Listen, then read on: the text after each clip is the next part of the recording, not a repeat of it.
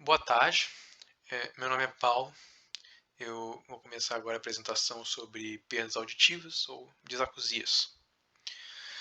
Bom, inicialmente vamos fazer uma breve classificação em que as disacúsias elas inicialmente vão ser classificadas ou entre a expressão clínica dessa perda auditiva ou em relação à localização pela qual se originou essa perda auditiva ou se origina atualmente.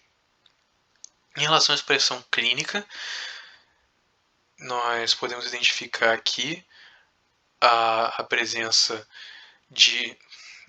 Esse aqui, por exemplo, é a classificação de grau de perda auditiva, de acordo com o Lloyd Kaplan, feito em 1968, mas ainda é utilizado hoje em dia, em que nós dividimos a audição entre normal, uma perda de grau leve, moderado, moderadamente severo, severo e profundo.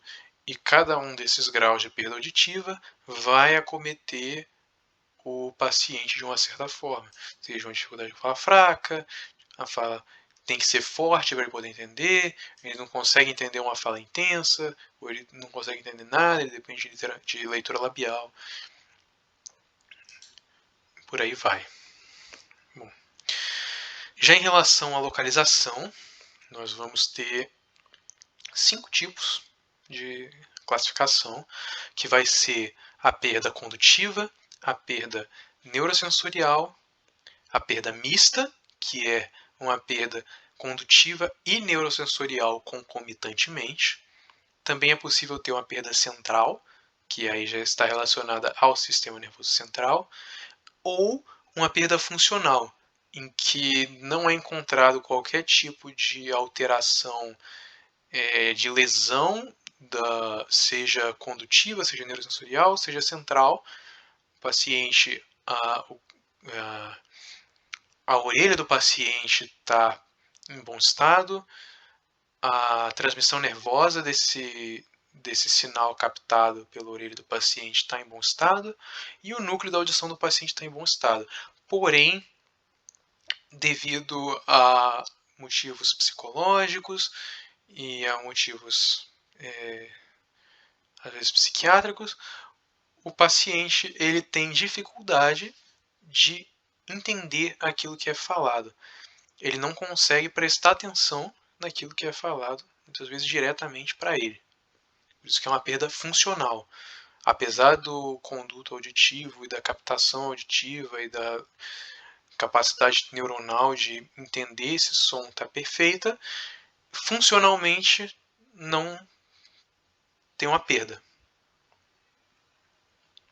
Bom, em relação a assim, aqui no caso, eu vou focar nas 3 mais relacionadas à parte otorrinolaringológica, a parte do ouvido, que são a perda condutiva, a neurosensorial e a perda mista,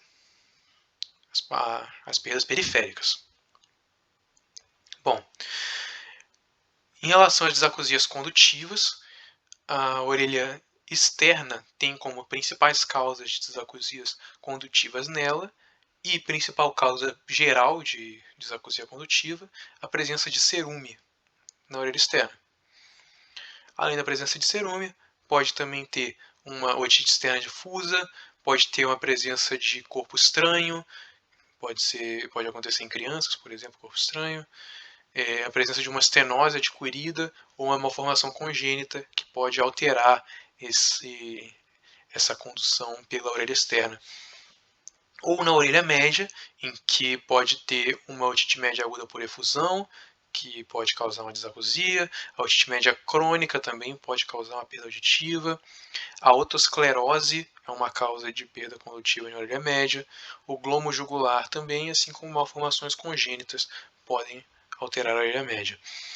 Já as disacusias neurosensoriais, elas vão ser divididas entre congênitas e tardias, e essas também vão ser divididas entre adquiridas e genéticas, sendo que as causas congênitas genéticas das disacusias neurosensoriais correspondem a aproximadamente 50% de todas as disacusias neurosensoriais.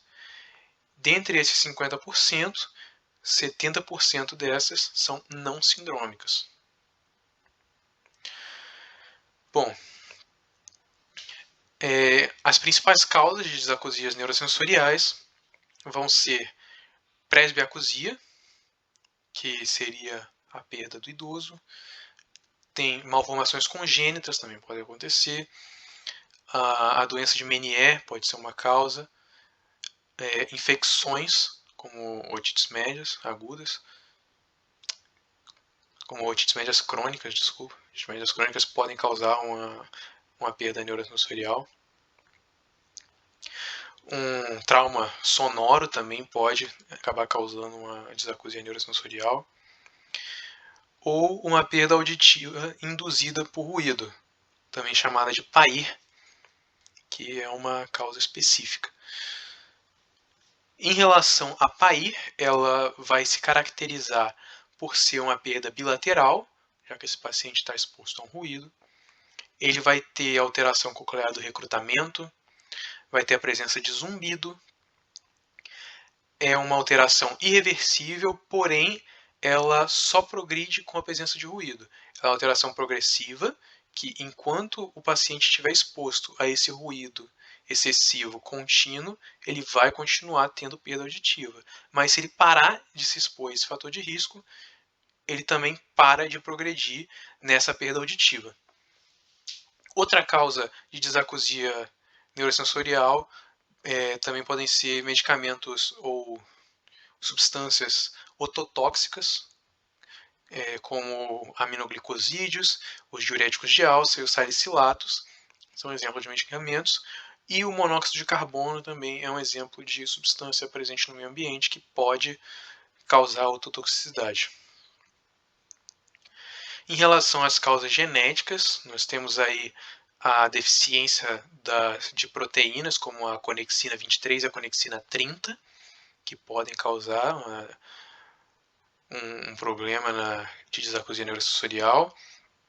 Em relação às causas sindrômicas, nós temos síndromes como a síndrome de Waardenburg, a síndrome de Usher-Curzon, a síndrome de Marfan e a acondroplasia, que também podem apresentar no quadro clínico desses pacientes disacusia neurosensorial.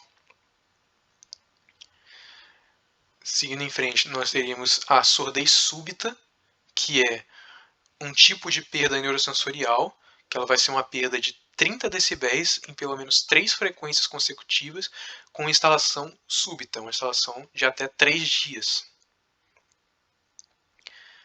E a maior parte dessa surdez súbita, a maior parte dos casos são idiopáticos. A gente não consegue encontrar a causa.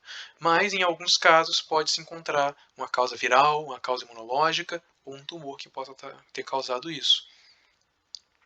Por isso, a gente tem que pesquisar a audiometria para ver o quão profundo foi essa perda, tem que fazer testes de metabólitos, imunológicos, uma tomografia ou ressonância magnética da orelha interna, justamente para avaliar e ver se a gente encontra essa causa, se foi viral, se foi imunológica, se foi tumoral, ou se ela se encaixaria nas causas idiopáticas.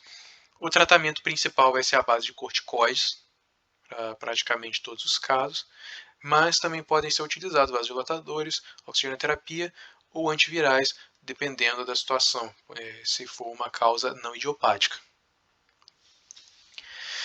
A presbiacusia vai ser um tipo de disacusia, como eu tinha dito, é a perda do idoso.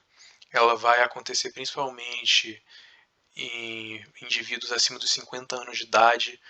Ela começa afetando os sons mais agudos e é uma perda degenerativa. E nessa perda ocorre degeneração das células ciliadas, degeneração da sustentação dos órgãos de corte, do órgão de corte, e degeneração dos neurônios cocleares, que vão fazendo com que ocorra essa perda neurosensorial. O tratamento da presbiacusia é o uso do aparelho auditivo para melhora da captação sonora para esses pacientes. Bom, em relação às disacusias mistas, elas são definidas como uma perda condutiva que evoluiu para uma lesão de orelha interna, ou seja, ela começou normalmente com uma perda condutiva e essa perda condutiva também causou uma perda neurosensorial, tornando ela uma perda mista. As principais causas desse tipo de disacusia são a otosclerose e a otite média crônica. Bom, a otosclerose ela vai acontecer por uma formação de osso esponjoso anormal e essa formação ela vai acontecer perto do estribo e isso vai provocar uma perda auditiva progressiva da audição. Essa perda ela pode ser tanto contutiva quanto neurosensorial quanto mista, mas na maioria dos casos é mista. Ela vai ser mais comum em mulheres brancas de 20 a 40 anos com história familiar de otosclerose. Geralmente ela é bilateral, em quase 90% dos casos. O tratamento é cirúrgico, vai ser fazer uma estapedectomia, é o tratamento ideal, mas é uma cirurgia bastante delicada, tem que ser feita por um cirurgião experiente. Ou pode ser utilizada uma prótese auditiva. Em relação aos exames e testes da audição que são utilizados para detectar, vou falar um pouco aqui sobre os principais e os mais importantes. Seria a acumetria com diapasão, é um exame clínico, fácil acesso, você só precisa de um diapasão para poder fazer. Você depende de ter feito a anamnese desse paciente, você tem que conversar com esse paciente tem que saber que ele tem uma perda auditiva de algum lado. E a partir desse conhecimento, você vai comparar a via óssea com a via aérea desse paciente. Você vai vibrar o diapasão, você vai fazer as provas com o diapasão, e a partir disso você vai avaliar se esse paciente pode estar tendo uma perda condutiva ou uma perda neurosensorial. E ele, além disso, vai comparar a audição entre as orelhas para poder chegar nessa conclusão. As duas provas mais comuns são a prova de Weber, em que você vai vibrar o diapasão e vai posicionar ele no osso frontal, para que o paciente consiga sentir a vibração, e aí ele vai dizer se ele sente essa vibração mais de um lado ou mais do outro, ou igual dos dois lados. E a prova de Rini, que é uma prova onde você vibra o diapasão, posiciona ele próximo à orelha e depois posiciona ele atrás da orelha, no osso mastoide. E compara essas duas situações, se o paciente escuta melhor nessa condução óssea ou na condução aérea. E a partir disso, avalia se ele pode estar tendo uma perda auditiva ou uma perda neurosensorial. A audiometria tonal é outro exame que pode ser feito. Ele vai pesquisar os limiares da audição para tons puros, ou seja, o aparelho ele vai pegar uma frequência específica de som, ele vai variar essa frequência e vai variar a altura que esse som está sendo emitido para cada frequência, para que se possa testar a capacidade do paciente de escutar determinadas frequências. Esse exame ele pode detectar com isso perdas auditivas condutivas, neurosensoriais ou mistas para cada orelha, além de determinar a intensidade da perda por frequência. Além da audiometria tonal, tem a audiometria vocal, em que ela vai funcionar de forma similar, só que ao invés de ela usar um tom puro, ela utiliza a capacidade de compreender palavras. Ela vai utilizar a voz, de forma que o examinador ele vai começar por palavras monossilábicas e vai aumentando o tamanho dessas palavras para dissilábicas, trissilábicas, para saber o quanto o paciente consegue compreender. Outro exame muito importante para qualquer médico são o exame que utiliza as emissões autoacústicas, uma vez que essas emissões autoacústicas são um fenômeno que acontece na cóclea, onde ocorre uma liberação de energia sonora que vai se propagar pela orelha média até alcançar o meato acústico interno. E essa liberação de energia sonora ela pode ser espontânea ou ela pode ser produzida. Ela é mais fácil de ser captada quando ela é estimulada. E justamente fazendo esse estímulo e captando essas emissões autoacústicas que é feito o teste da orelhinha, que é utilizado para triagem neonatal de algumas deficiências auditivas congênitas.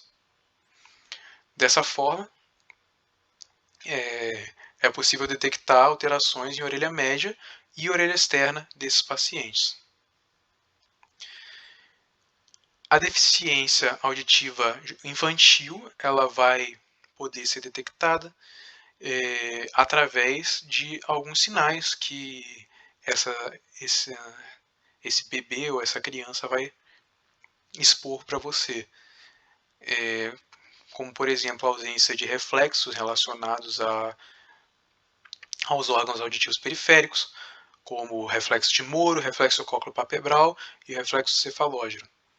Além disso, a parada do balbucio, o bebê não responder à voz materna, ele não demonstrar interesse por ruídos, o fato dele não se assustar com ruídos intensos, ele ter um retardo no desenvolvimento da linguagem, além de acabar usando muitos gestos ao invés de tentar falar, ter uma desatenção,